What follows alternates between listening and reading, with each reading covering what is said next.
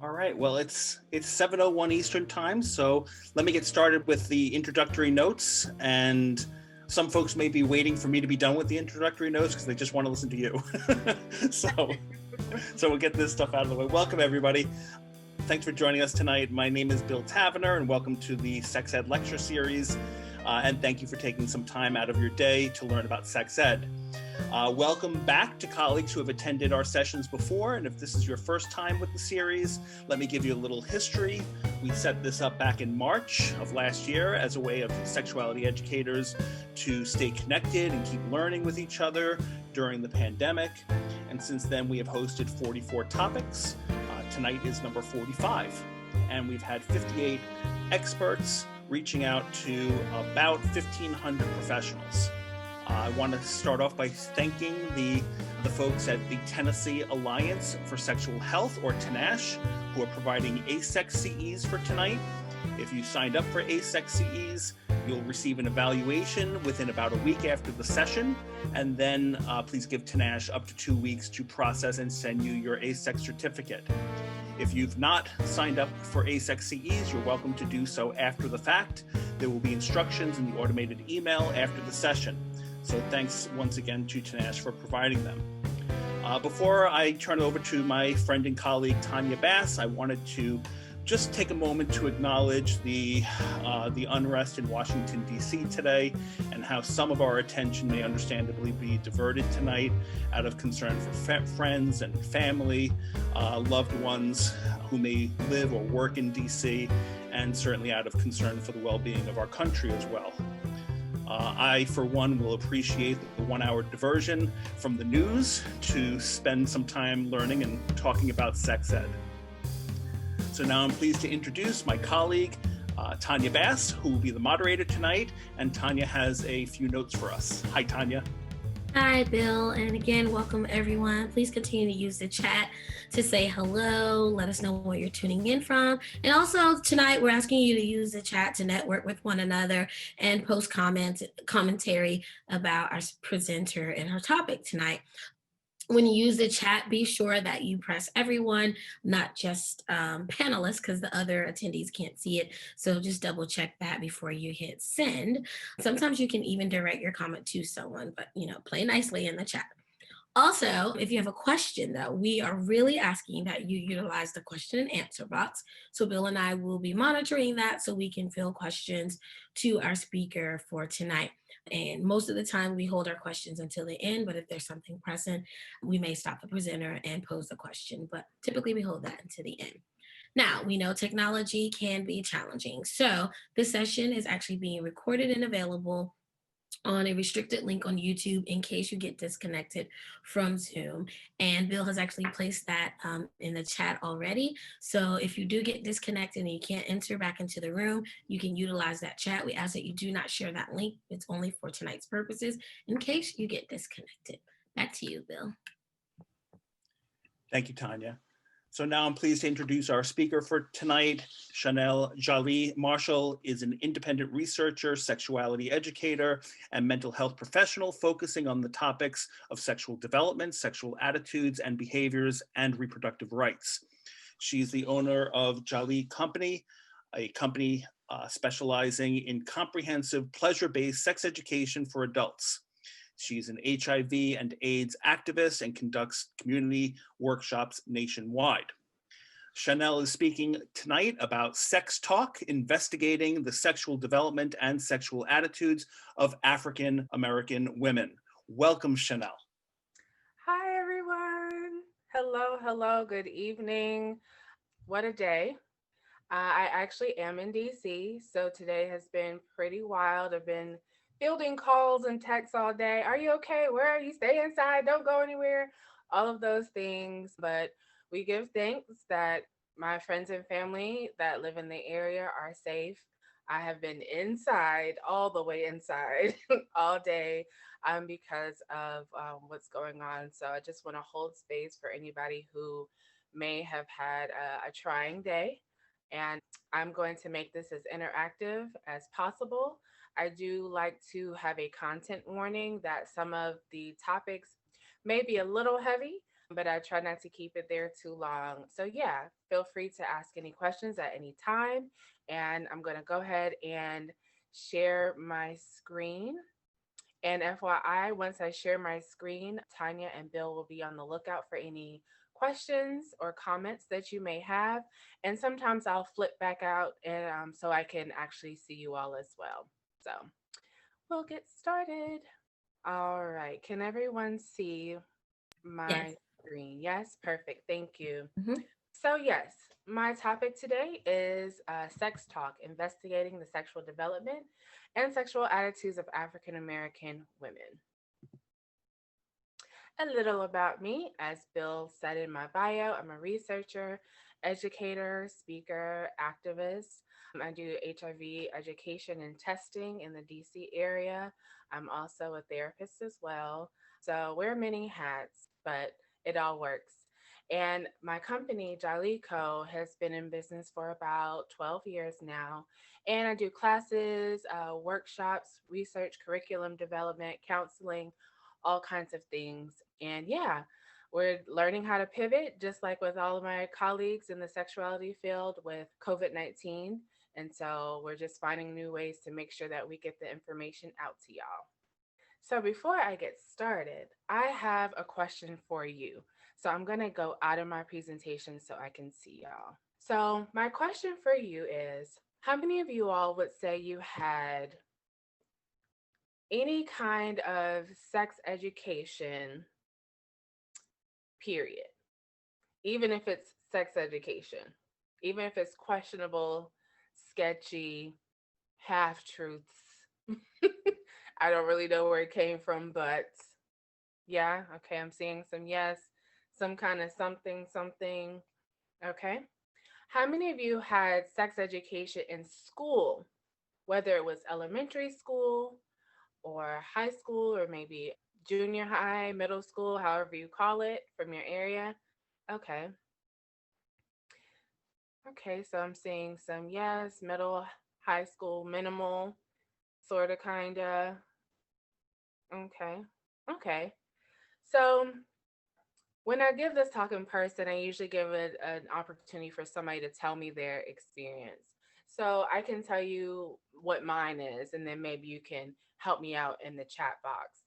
So in elementary school, and this is sex education in school specifically, they separated the boys and the girls, right?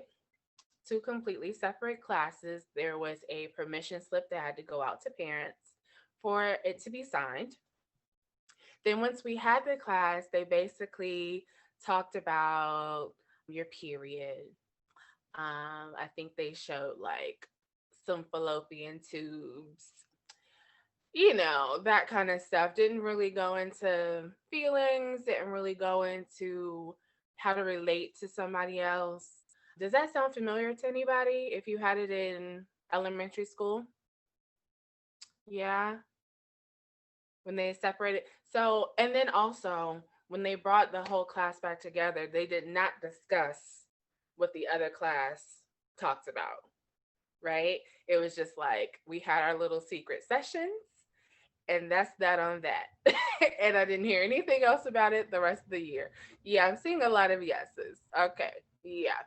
Because at that age, even back in the day, and I'm on the way to 40, even back then, there was no talk about how to relate to people. And at that age, you're at least kind of looking at other people, sort of, kind of, or you're having different feelings than you did when you were like 6, right? All right.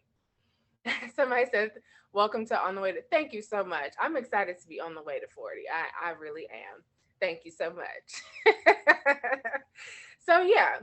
Okay. So, my next question is, how many of you would say you had any kind of sex education in your religious institution if you had some kind of religious institution growing up? Did you have any kind of sex education, whether it was fire and brimstone, whether it was inclusive, whether it was anything? Okay, I'm saying nothing. I'm saying yes, don't do it. Okay, some education on HIV. Okay, abstinence. All right. Oh, don't masturbate or you will go blind. Well, then, okay, a lot of us would be not seeing very well, I assume. Yeah. Okay, mainly abstinence. Between a man and woman within marriage. Sure. Sure. Okay. So, my experience with that was we had a really, really active teen ministry, which was great. I spent so much time in church and specifically Baptist church, specifically Black Baptist church, which is a whole different thing in itself. And so, very active, very fun. And they would do these classes on relationships, and they would title it that way.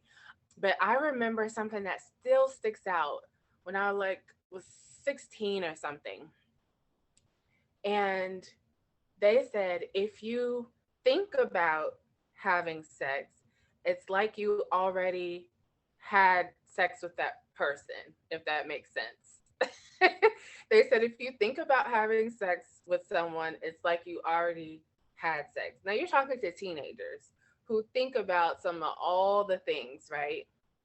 And so imagine hearing that as a 16-year-old who is like really involved in church and you're really taking things to heart because these adults are telling you, you know, this is what it is. And so you believe it. So imagine, mm, I thought about, kissing this person or having sex with this person.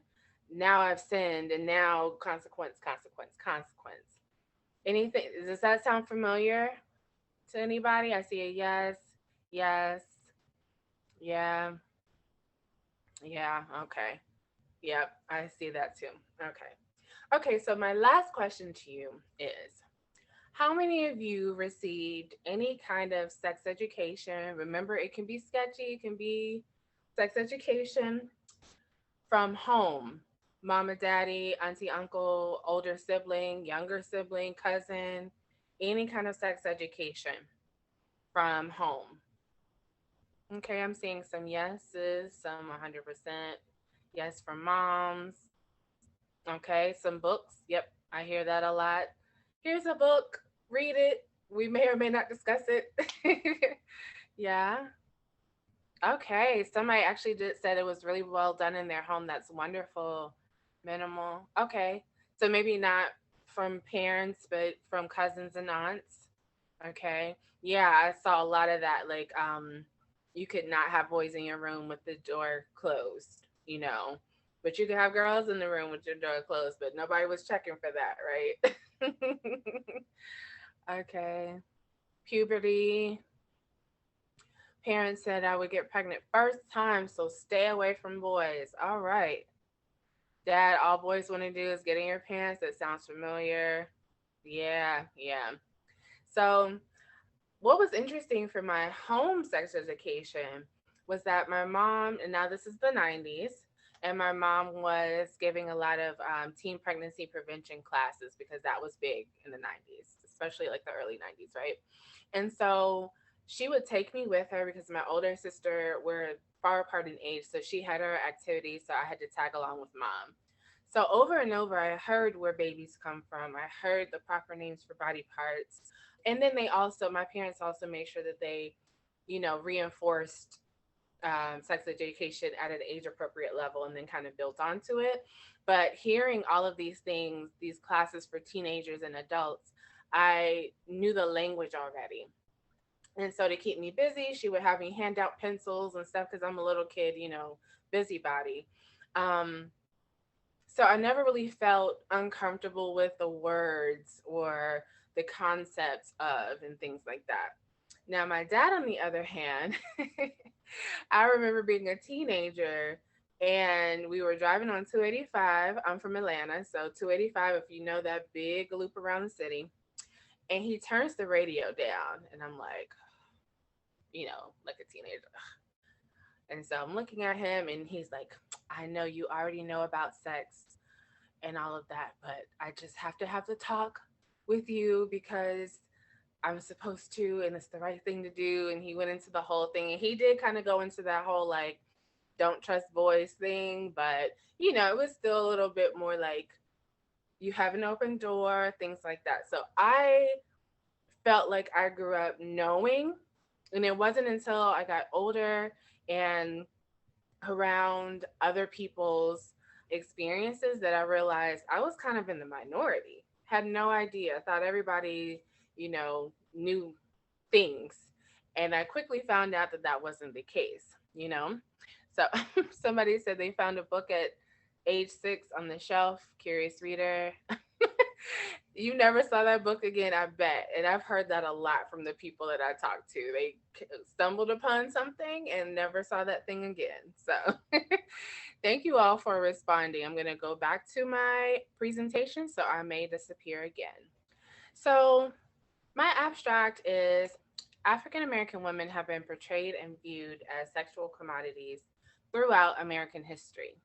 Has this claim affected the mentality and self esteem of Black women as it relates to sexuality? This work that I'm doing is a study of how Black women learn about sex and sexuality, and I'm also exploring how they behave and their attitudes towards sex and sexuality based on how they learn. So I'm going to loop kind of back around to my questions to you all in the beginning. I did this research based on an online survey, literary reviews, and I also did personal interviews with women who were identified as Black. So I start this presentation or this theme from the 16th century on the continent of Africa because I wanted to know, how did this all start? How did this all start? Are there any things that are different? Are there any things that are the same? So some history that I came across was that sex is really an essential part of life, but timing and respect were really, really big. Self pleasuring wasn't really condoned. You had some cultures, and I'm kind of really speaking about West Africa specifically, just in case Africa is a giant continent with several different cultures within the continent. So I kind of honed in on West Africa specifically. Sexual exploration was allowed in some societies, but strict rules governed who a person could explore with. So oftentimes you had in your certain community, you may have been paired with someone. There may be families that have decided that you are going to, marry their son, and that is the person that you're supposed to be with. There are all kinds of different arrangements that happen, and not just on the continent of Africa, as we know.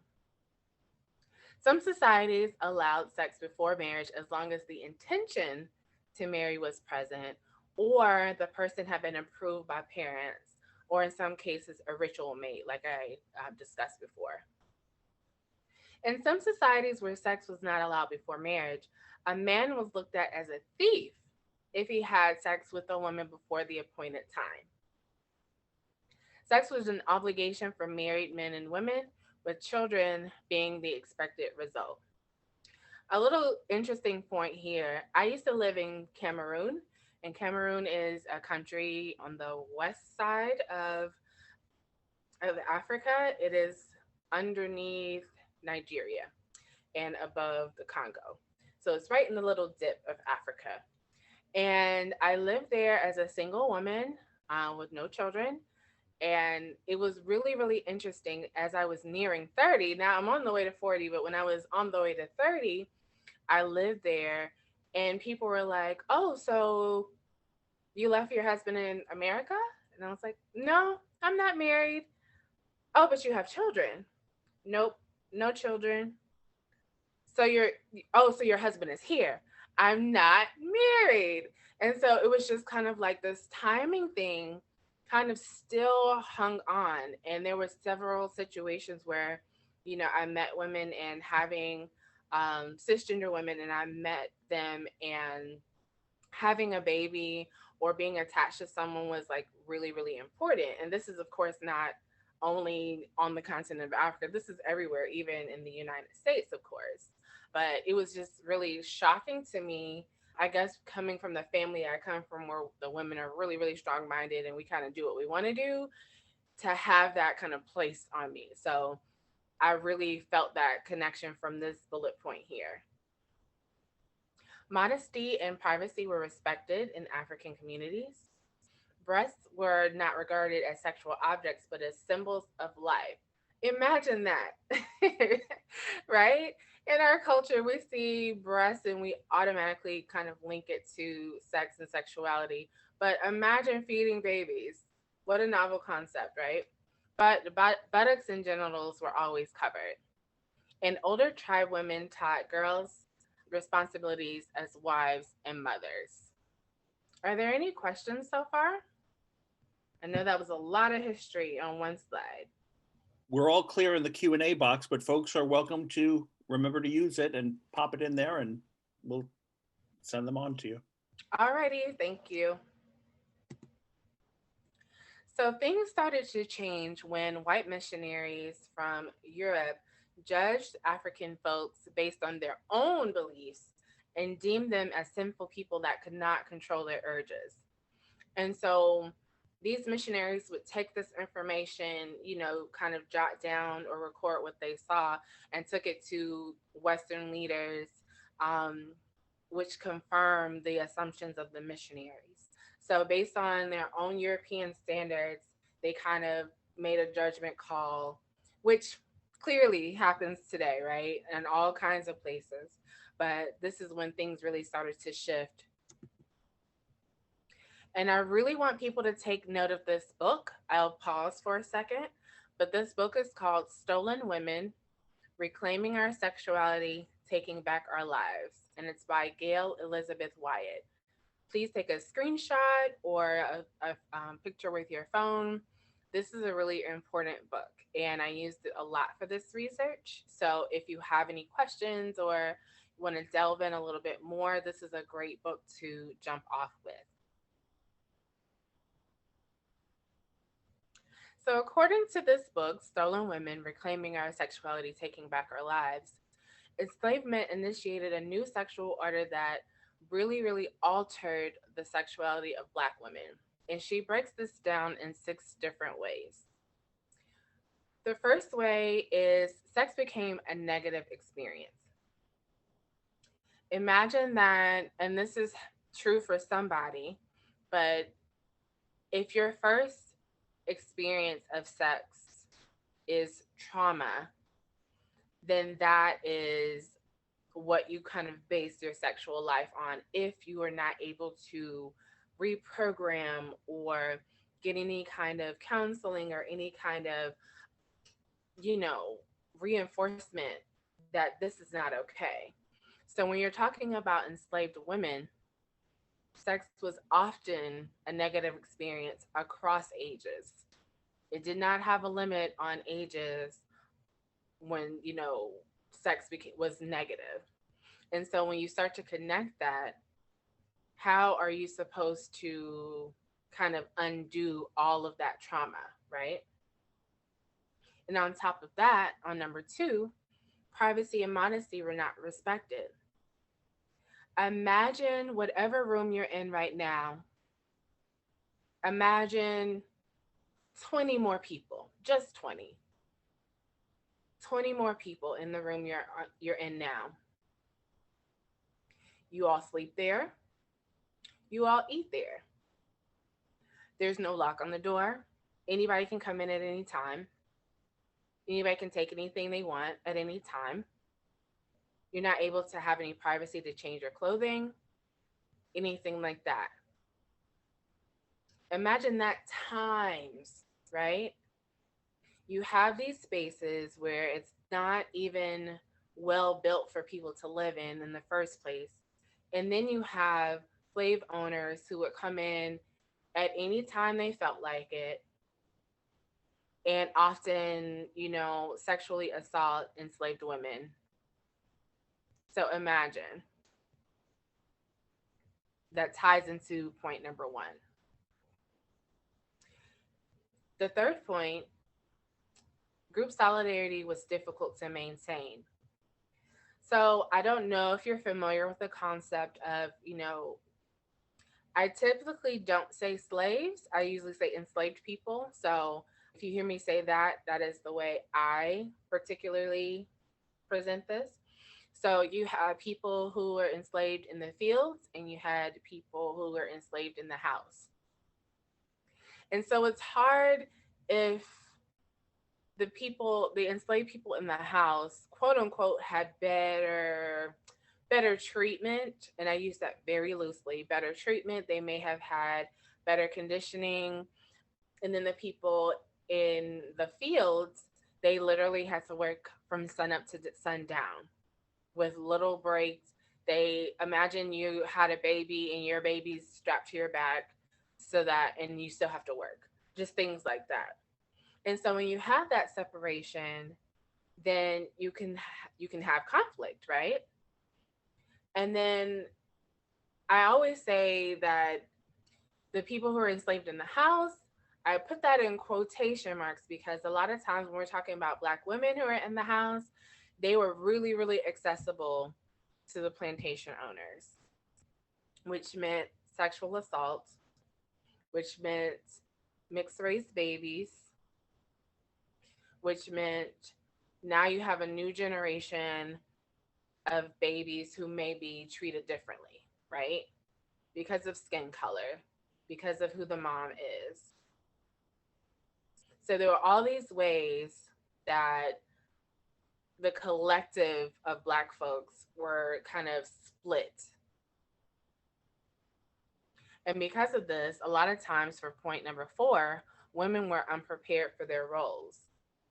This is a lot to unpack on when you have a quote unquote easy breezy life. So imagine this kind of world when you don't even know what to say to your child. They often didn't know how to unpack trauma. Maybe they taught them how to kind of protect themselves a little bit more, but then what could you really do, right? Number 5, sexual contact between family members was virtually inevitable. You think about a time when families are split up in auctions and places like that. And so sometimes, you will be in the same area and you might be a child when you're separated from your sibling or your parent or something like that. And so a lot of times you had these relationships that were incestuous, but a lot of times it was unavoidable. Sometimes people didn't even know. How could you know? You're 3 and you're separated from somebody, you meet somebody years later, you click with them, don't realize why, and it ends up that y'all are related. In the book, Gail talks about this one particular instance where this young woman, she was really, really young, had a baby, and the baby was separated from her. And time went along, and she ended up going to another plantation, met this young man, and clicked, and they fell in love and all this stuff. And it turns out that that young man was the baby that was taken from her on that auction block. You should have seen my face when I read that story. I just had no idea. It's the things that you don't really think about when you think about enslavement. People were separated, but you don't think that they could ever be reunited, and then in such a way that could also have its own level of trauma, right? And then the last point she made was that marriage was no longer protected. Enslaved folks still found a way to, connect and have weddings. And a lot of times it had to be approved. If it was a quote unquote formal wedding, had to be approved by the plantation owner. But enslaved folks still held their own ceremonies in secret, at night or something like that. And this is where you get traditions from with jumping the broom and, traditions that tend to be specific to Black marriage and Black weddings. But even in that, even if the wedding was approved, the marriage was approved, there still wasn't anything that the husband could really do to protect his wife. If the plantation owner decided to come in and abuse the wife in any way, the husband really could not protect her. sometimes they would choose to be on separate lands just to kind of avoid that, because sometimes these plantation owners would do it on purpose, right? To kind of goat the male enslaved folks. So it was just, it's a lot to wrap your mind around. So that's why I try to like do a little trigger warning, because this little section is a lot to kind of digest. So that is why I suggest people dive into the book if you're interested, or you can talk with me later on if you had some more clarity. Were there any questions about this particular section? There's a few questions in the chat where someone asked, does the book talk about how women were able to deal with forced sex with their master versus sex with the men that they loved? Oh, that is a great question. I did read something about that. I'm going to have to figure out what the source was, but I was curious about that point. How can you kind of shift that mindset and that mentality, right? I'm going to try to remember it as I'm going along, and hopefully I can put it in the chat for you. If not, please email me and I'll have my email at the end of the presentation, and I can definitely give you the resource that I found on that. Were there any other questions? No, I don't think so. Not at this time. And folks, please put your questions in the Q&A, and then Tanya and I can spot them more easily. All right, thank you. So after emancipation, Black families attempted to regain control of their sexuality, with women and children being the focus. And this is a quote from the book that I just mentioned. They believed that too much sexual information, exposure to the world, and knowledge of street language or carnal behavior would be a direct indication that Black women were as sexually immoral and impulse ridden as whites claimed they were. Does that sound familiar to anybody? I don't think that is just applicable to the 18th century. Do you? I don't think so. I feel like I've heard this recently. And adopted Christian views were used to control sexual information and practices of females. And I always like to put a little caveat: I'm not in any way bashing religion, bashing Christianity, bashing anything like that. I am just stating the facts, and I have resources if you need them. A few other points. During enslavement, myths were generated that Black women were hypersexual, and those myths were often used to justify sexual assault. This is when the virgin versus whore dichotomy emerged, which is women were either someone to have sex with or someone to marry. Are we familiar with that? I think we're familiar with that dichotomy. The Black community also learned to cover up instances of sexual abuse.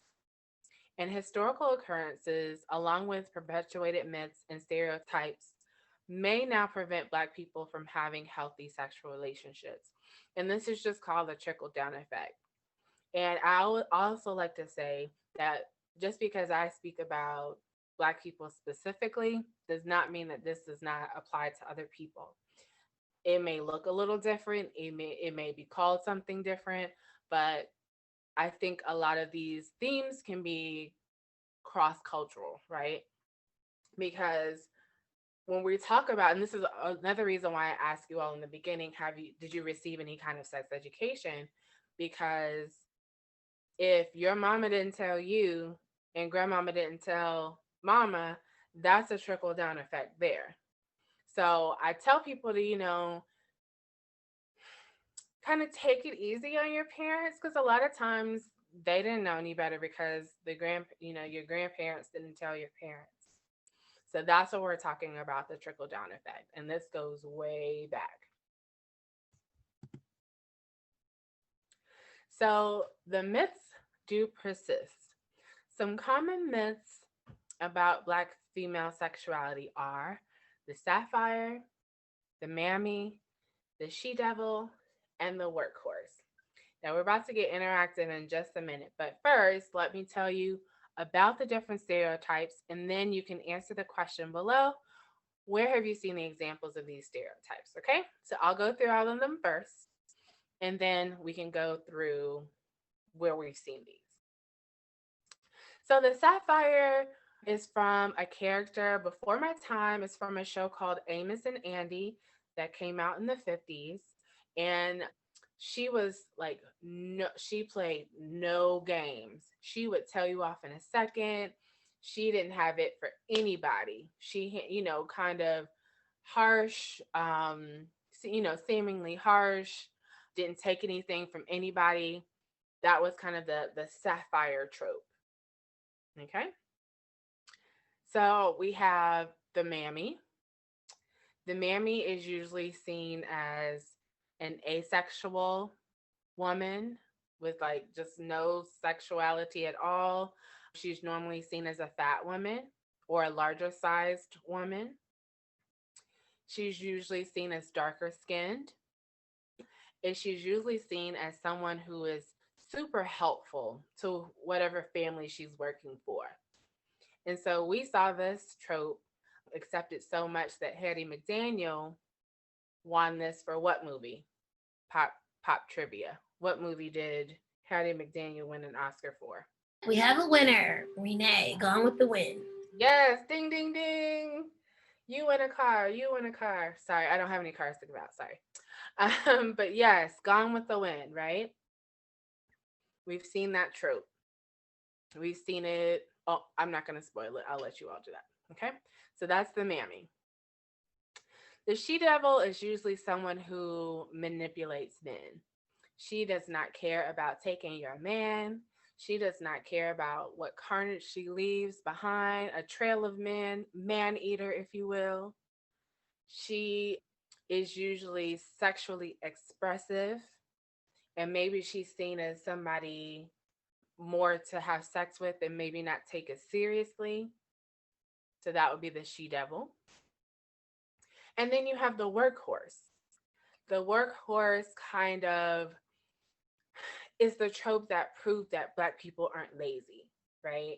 She was seen to be so strong that she could tolerate mistreatment of any kind up to abuse.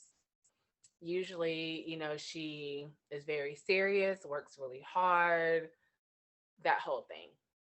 Okay, so I'm going to pop out of my screen. So read these. We have the sapphire, the mammy, the she-devil, the workhorse. So I'm going to pop out of this screen so I can see y'all in real time. Let's go with the first one. Oh, can everybody see me? Yes? Okay, great. All right, so the first trope is the sapphire. Where have we seen this in media anywhere? So remember, the sapphire doesn't take any mess. Usually, has a quip kind of thing, like a comeback, clap back for the younger folks. Okay, so let's see. Florence. Okay, the Jeffersons. Yep. Somebody said every reality TV show with Black women in it. Okay. Pam from Martin. Okay, yeah. Olivia Pope, Cleopatra Jones. Yeah. Which one are we doing again? So we're doing the sapphire. So Sapphire. the sapphire. Yeah, sapphire. Just the sapphire. Cleopatra Jones. Oh, like blaxploitation. Okay. The Proud Family. Can somebody elaborate on that? The Proud Family, like all of them, or a particular Dejanay? Sure. Okay. Walona. I just finished The Proud Family too. I've been binging all of these different shows since we've been home. Really? Okay, so somebody said some people have framed Michelle Obama as one, which you're not wrong, right? Yeah, usually if a Black woman has something to say that is kind of discordant with what people like to hear, or she says it in a way that is not as digestible, then sometimes people will automatically go there. Absolutely. And Chanel, we do have a point of clarification. Someone in the Q&A is asking, was the sapphire hypersexual? So the sapphire, not really. Not really. That would be more of the she-devil. Okay. That would be more of the Thanks. she devil. No problem. Thank you for that question. All right. Maxine Waters, I've seen her portrayed as that as well. Great. Great examples. Okay. So then let us shift to then the mammy. Where have we seen the mammy example?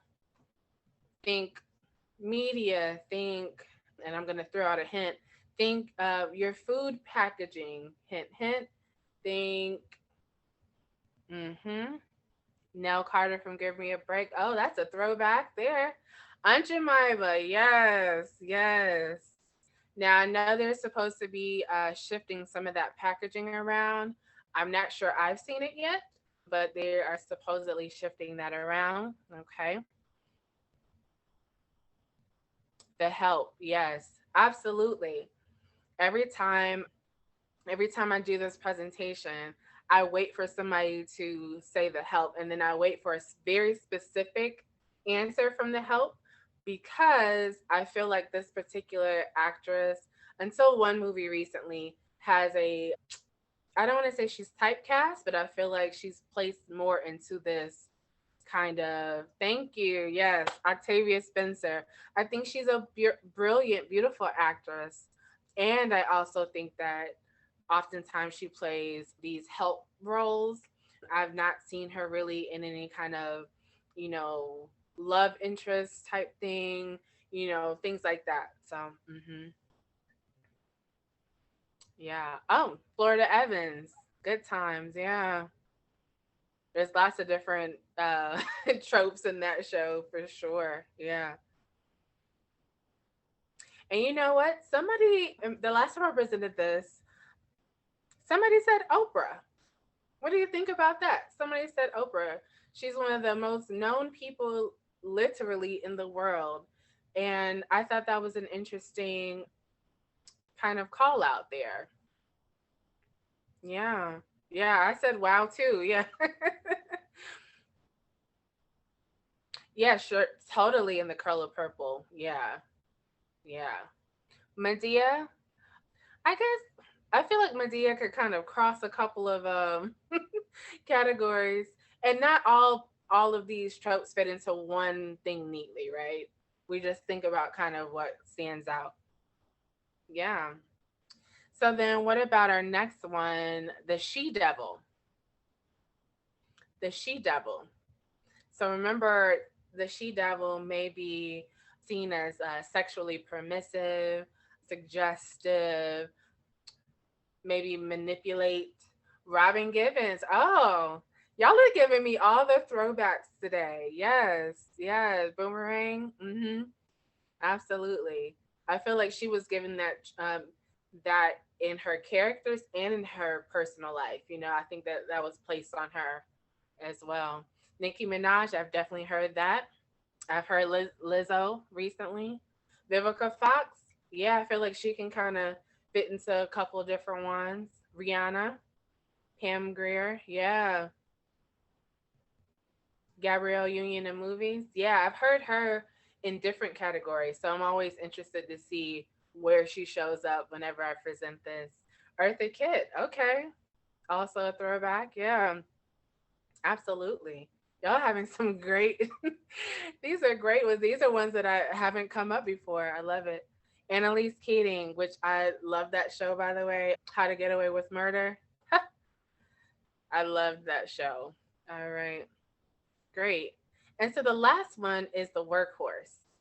Remember, she seemed to be super tough, maybe the superwoman complex, can tolerate anything. Now, I've heard Annalise Keating for that, for the workhorse. So I feel like she could fit in a couple different places as well. Olivia Pope, definitely have heard that. Storm. That's the first time I'm hearing that one. Storm, okay. Yeah. Loretta Devine. Yeah, she definitely plays. Now she's had a little diversity over the years. I'm thinking about like the breadth of her work. And so I'm seeing her in a few different things, but I definitely see her for sure, especially since she's played like mothers So anybody who's kind of put into like these mother roles have often been seen that way. Alicia Rashad, who I love by the way. Yeah, if anybody's watched Bridgerton, the new Netflix show that everybody's talking about, Lady Danbury. I think that's who you're talking about, Lady Danbury, Wendy. hmm Max from Living Single, perfect.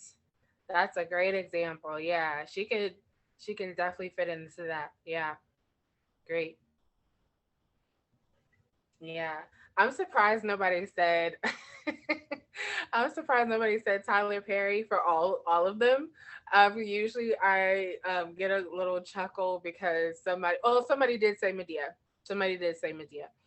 But yeah, usually I say like I see every Tyler Perry character ever, which no shade to him. He is getting his coins. He is, making things happen for other people.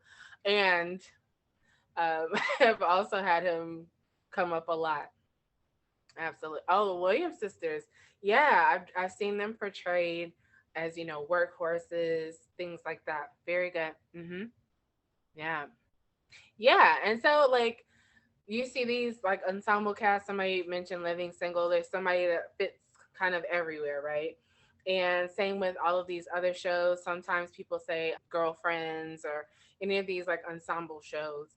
And so I want people to just be mindful. And so sometimes it's hard for me doing this work to watch something and not kind of see it, and then as an angle as a trope. So I try to leave space to enjoy stuff and leave space for critique, right? But I just like to put that out there so people are mindful of what they're watching. Thanks so much, y'all, for contributing. So, very quickly, my study talks about, me trying to understand the sexual attitudes of Black women. And I studied the effects of the stereotypes that we just talked about. And so I did, again, online survey, personal interviews, and a literary review. And so far, what I found, and you can chime in if this applies to you, whether you're Black or not, typically Black women don't experience the talk.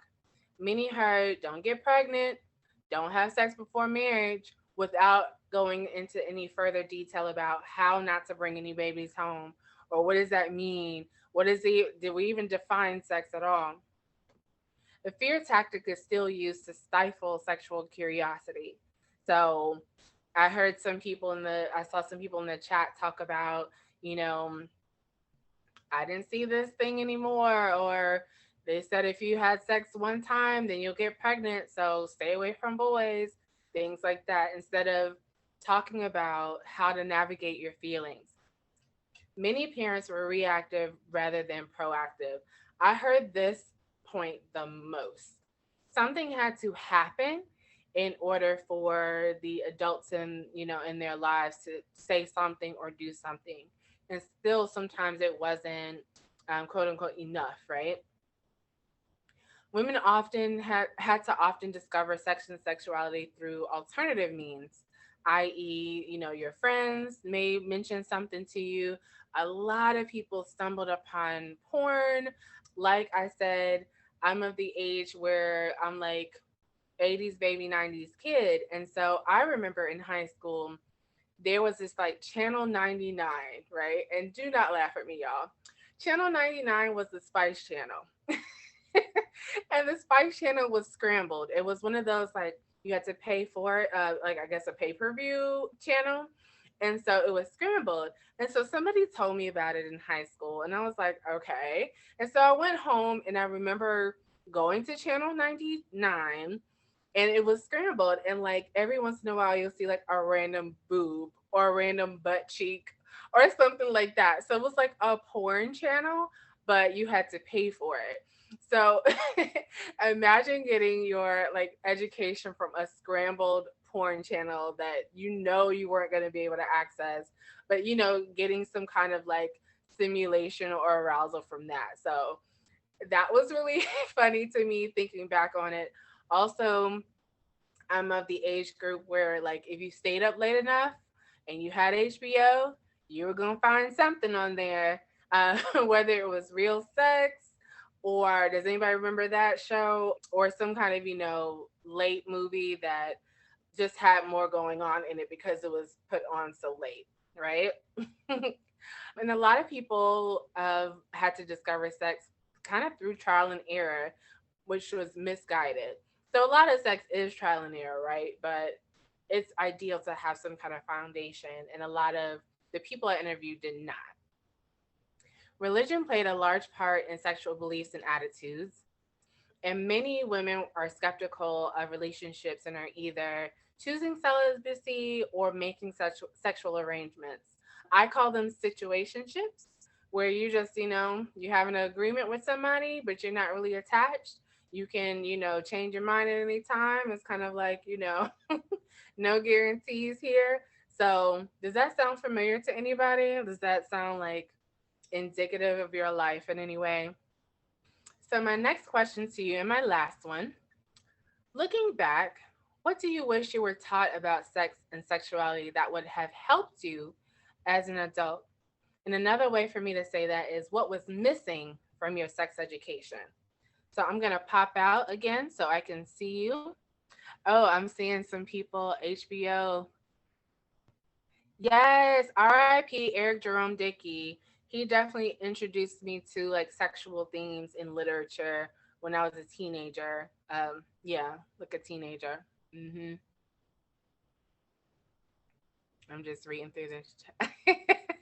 Somebody else knows about the Spice Channel too. It was awful. Like you couldn't see a thing, but like you might get a little random breast, a little nippage, a little cheekage here and there.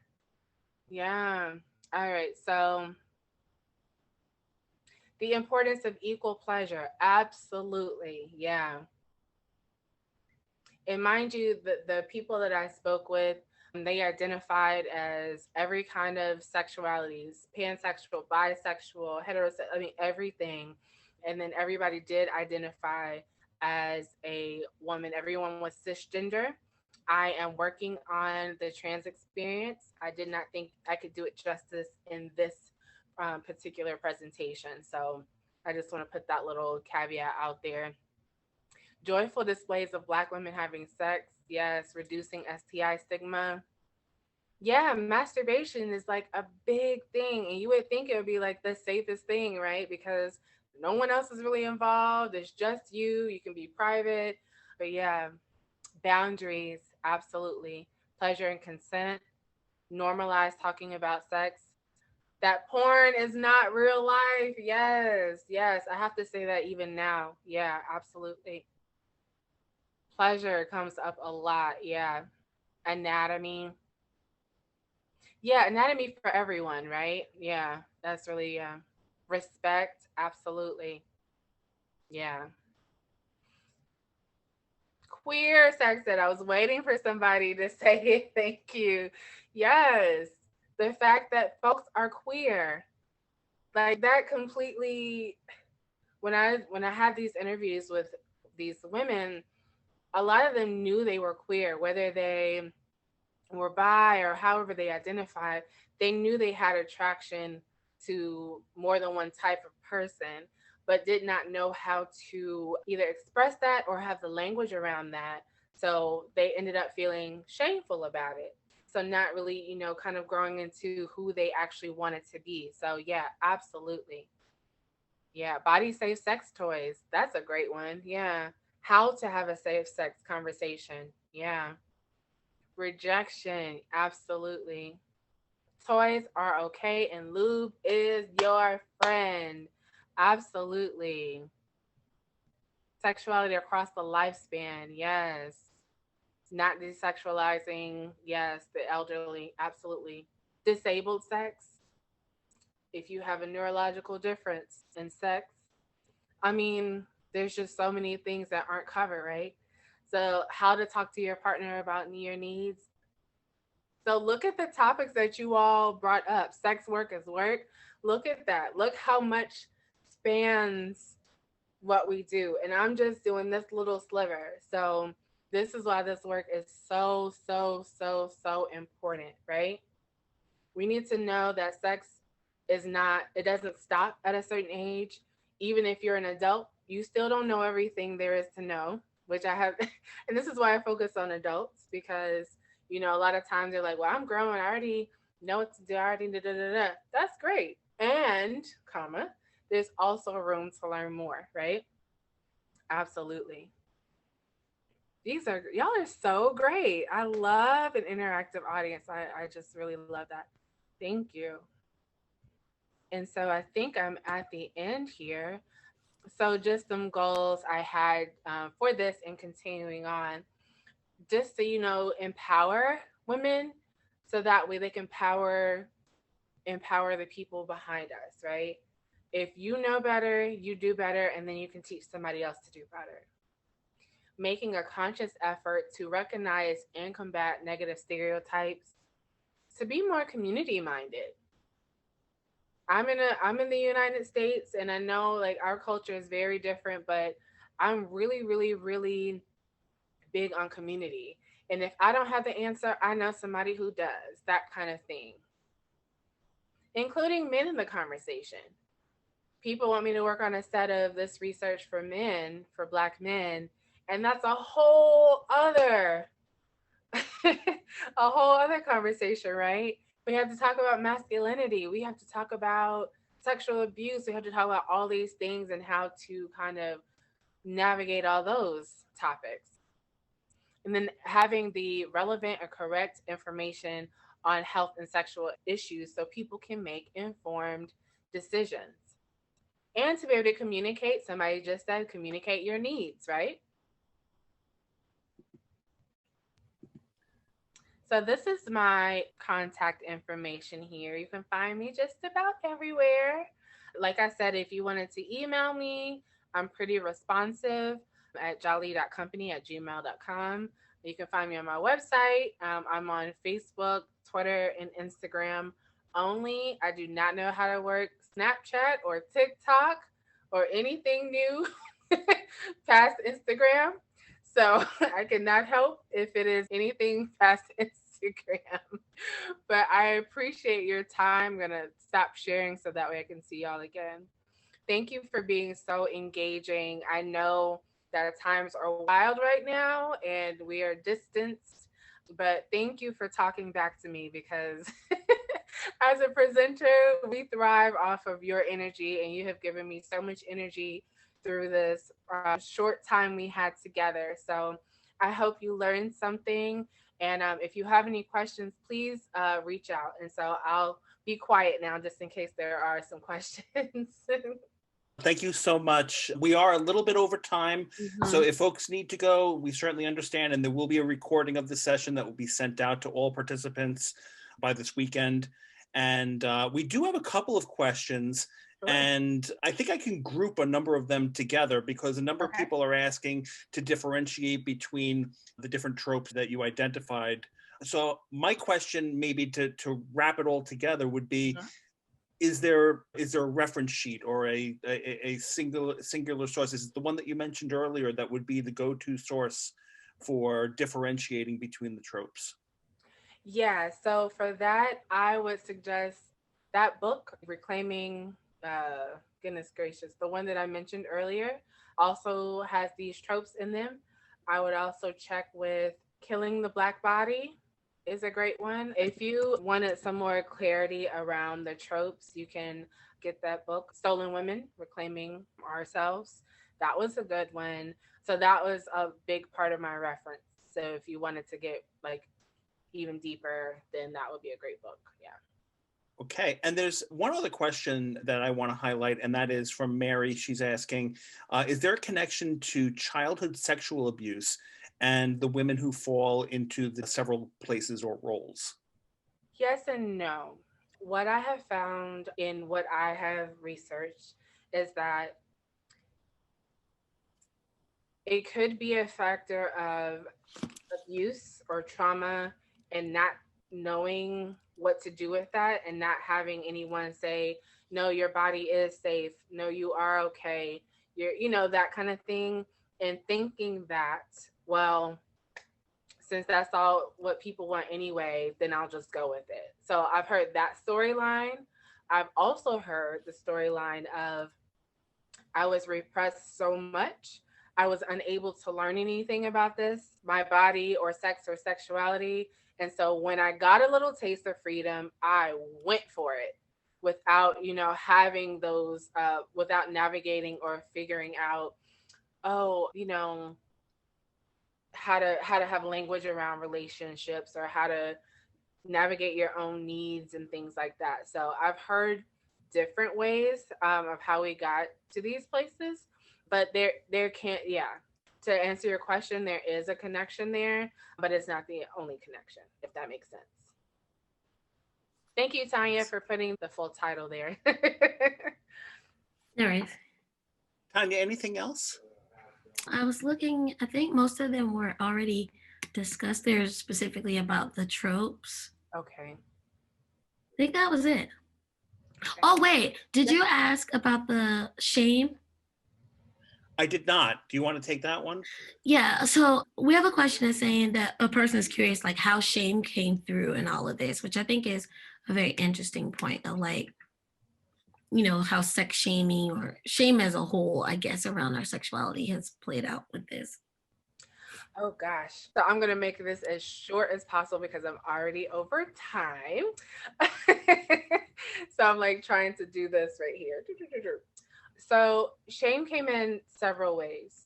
So if you go back to the beginning of the presentation, when we are talking about the missionaries coming over and the time of enslavement and the transition from the continent over to the Americas and other places, a lot of the European or missionary teachings were placed onto enslaved folks.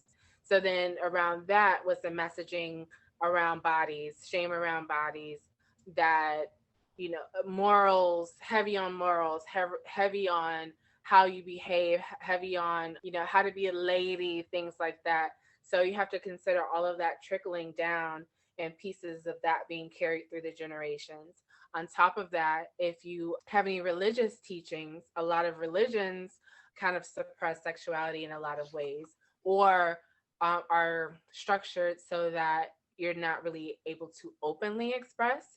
And so if you have any kind of differing, God forbid you're queer, God forbid, anything like that, then that's another level, right? Because it's also kind of sex looks this way. And if you don't fit into this category or this box, then you must be othered or different.